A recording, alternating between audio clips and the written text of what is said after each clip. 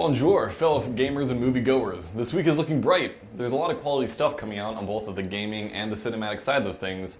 Let's not forget that KawaiiCon will be starting this Friday and end on Sunday. So if you need your fill of gaming, manga, and anime, and other hobbies in that field, be sure to check it out. The first game we're going to be taking a look at is a really odd game.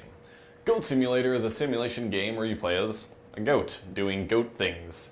These things involve running, jumping, licking, destroying things in the environment, and exploring the small world as a goat. The game's creator gave a pretty good description.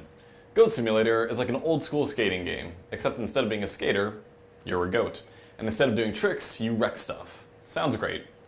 Another one of the game's features is that it's riddled with bugs and glitches that apparently make the game even more chaotic and random. Once in a while, it's a good thing to see a game being so dumb and silly. Ragnarok Odyssey Ace is being released for the PS3 and Vita in North America this week, and it hit me right in the nostalgia.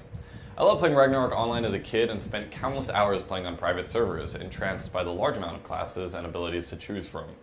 Ragnarok Odyssey Ace has taken a bit more of a Monster Hunter-esque direction, focusing more heavily on weapon creation and small parties to take on quests, and less on having a huge amount of classes, which is kind of expected. Actually, this game only has 6 classes. So if you've got a few friends who've exhausted all that they can out of Monster Hunter and are looking for a new thing, this is probably it. The Elder Scrolls Online is coming out and is still staying strong with its monthly subscription payment method, one that's kind of fallen out of fashion in this past year. If you're an Elder Scroll, there seems to be a lot here for you, and the developers have even come out to say that there will be a lot of single-player content if you prefer playing solo. The continent of Tamriel will be yours to explore, with certain areas locked off for DLC, and the game seems to take place around 800 years before Elder Scrolls 3 Morrowind and Elder Scrolls 4 Oblivion. It'll be interesting to see whether or not this game can thrive off of its dated payment method, seeing as how the only other game that hasn't fallen into the hands of free-to-play is World of Warcraft, which is kind of a hard game to live up to.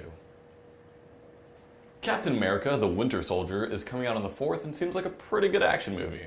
I mean, I've never been a huge fan of the Captain. I know he's strong and everything, and he's got that cool shield, but he's a little too by the books for my taste. In this movie, he'll be facing off against a Soviet agent known as Winter Soldier, who seems to have some ties to Captain America. I don't know. I don't read the comics.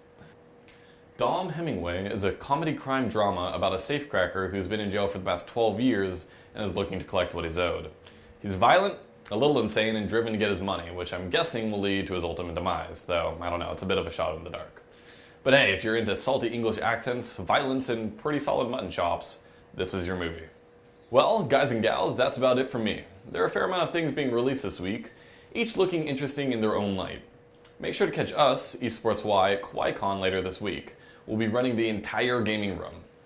I'll be around on the ground floor, bugging people for interviews and making an absolute fool of myself. Kevin, signing out.